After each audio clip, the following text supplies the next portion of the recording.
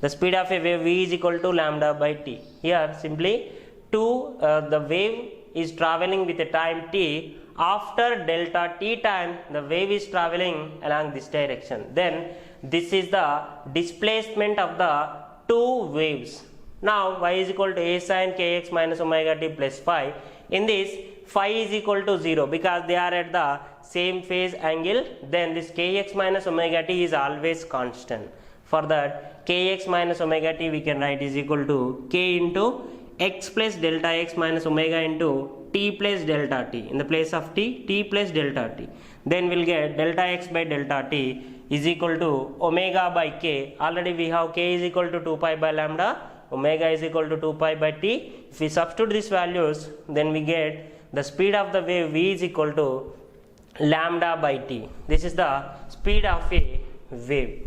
Now the speed of a wave for the transverse wave in a stretched string. The speed of a wave, it is in a stretched string. That is also for the transverse wave I am taking. Here I am taking a string. Which has a mass m and a length L. Here this in this string the transverse wave is propagating. Then we have to find the speed of a wave. Already we know the wave. When a wave is traveling in a medium, then it depends on the elastic properties, and it depends on the inertial properties. In this already a wave propagating, when a wave is propagating, then it depends on the inertial properties and it depends on the elastic properties. Inertial properties means mass, density, like this. These are the inertial properties of a wave. Here this string has very thin when comparing to the length of the string. Then we will take a linear mass density. Then this linear mass density we will take. Here for that, for getting the speed of a wave by using we are using here dimensional formula. By using the dimensional formula, we'll get this speed of a wave in a stretched string. See here mu. This mu is the mass density. That is mass of a string is m, and then the mass per unit length. The mass per unit length is called mass density, and having the dimensional formula m l power minus 1. This is the dimensional formula for the mass density. And after that we have a tension. When a string is stretched, then the tension produced in the string, that is the tension produced in a string T, this is nothing but it is a force. Then we can write m l t power minus 2. This is the dimensional formula for the tension. Now here this tension by this density, that is a linear density, will give the speed. That means m l t power minus 2 by m l power minus 1. This gives the speed of a wave. That is a speed of a stretched string is equal to, will get this m cancel, will get l power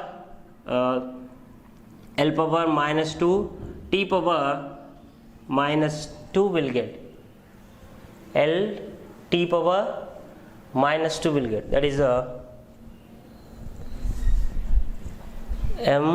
that is a l square will get a l square t power minus 2 will get.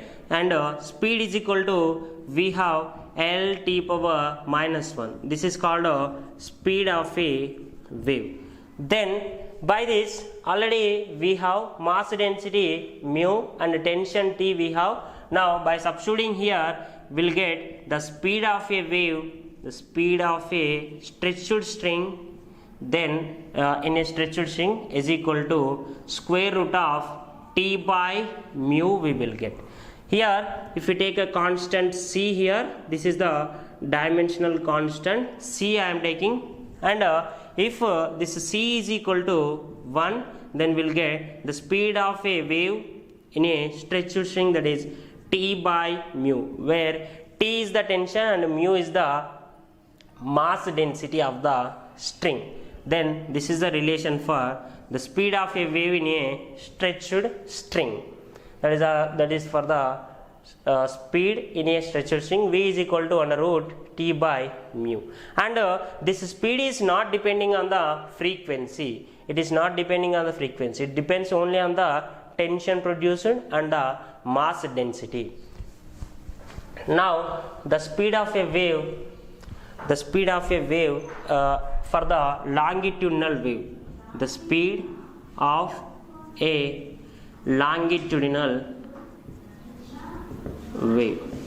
Here for this longitudinal waves, the speed we are calculating. Now the speed of a longitudinal wave, it will travel in the form of compressions and rarefactions in the medium. Here if we take a longitudinal wave, the compressions and wave fractions are produced, and for that bulk modulus, the bulk modulus B is equal to we have minus delta P by delta V by V. Here this is the bulk modulus, and we'll get this bulk modulus because of when the particles of the medium, that means it produces the compressions and rarefactions. When the compressions are produced, then the density increases, and when the density increases, then the pressure, the change in the pressure also changing. That means here this pressure changes the force also, because this pressure is nothing but force per area. That means pressure is equal to force by area.